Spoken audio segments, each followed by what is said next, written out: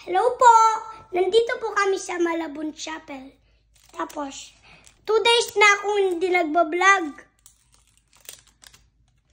Meron akong bagong kandila sa chapel. Ito, ang dadami nilang bulaklak. Ay, ito na. Malapit na mamatay. Last time is Mother's Day. So, ito, nagre-ready na kami sa Christmas. Ito po ako, nagpa-picture. Pogi ko po.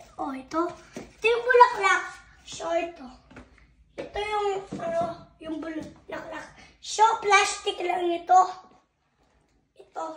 Naka-tape sila. Tapos, itong bago, sigot siya. For diba? Sinabi ko na ito kanina. Ito, season ka kanina. Dati pa ito.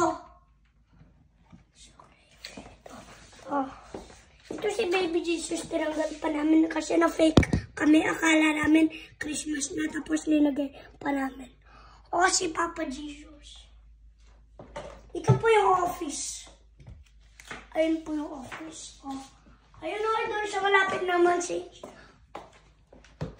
Ayun wala pa si Baby Jesus. Kasi na-fake kami. Kasi akala namin Christmas na, tapos hindi pa pala Christmas. So ito, kinuha ito ni Mami doon sa amin. Kinuha niya banda doon, yung color orange doon. Kinuha niya banda doon. Ayun wala na yung orange doon. Galing sa doon na shape.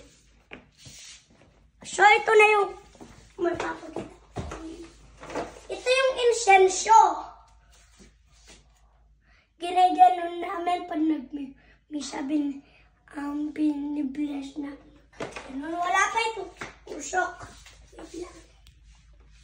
Madami po akong koleksyon, umabit ng ayun hanggang doon pa At saka yun dami.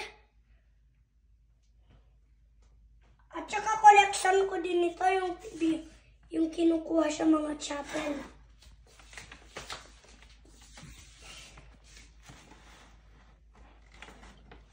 Itong mga gamit. So, ito po yung kalaki ng chapel namin. Pakita ko sa inyo sa labas.